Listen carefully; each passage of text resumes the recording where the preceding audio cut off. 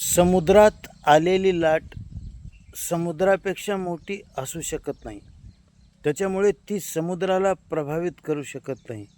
ती समुद्राच्या आतमध्ये घडणारी अतिशय छोटी घटना आहे. त्या लाटेचा समुद्रावर काही प्रभाव पडण्याचा प्रश्नच येत नाही. पण आपल्यामध्ये मात्र जी लाट निर्माण होते, भावनेची असो, वैचारिक असो, ती आपल्याला प्रभावित करते. अहो, आपण सागर आहोत आणि आपल्या आतमध्ये घडणारी विचाररूपी एक प्रक्रिया आहे, भावनारूपी एक छोटासा आवेग आहे.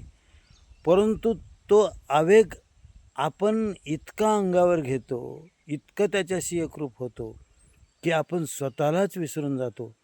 सागर जर स्वतःला विसरून जाईल तर लाटेने प्रभावित होणार नाही तर काय होणार?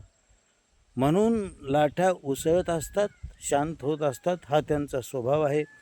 तसा मनामध्ये अनंत अनंत गोष्टी घडत असतात, मन खालीवरी होत असतं. परंतु त्याने त्या मनाचा आधार असणाऱ्या मला प्रभावित होण्याची गरज नसते. पण मी जर स्वतःला विसरलो, त्या क्षणी मात्र मी त्या मनासोबत वाहत जातो, हे मात्र नक्की आहे.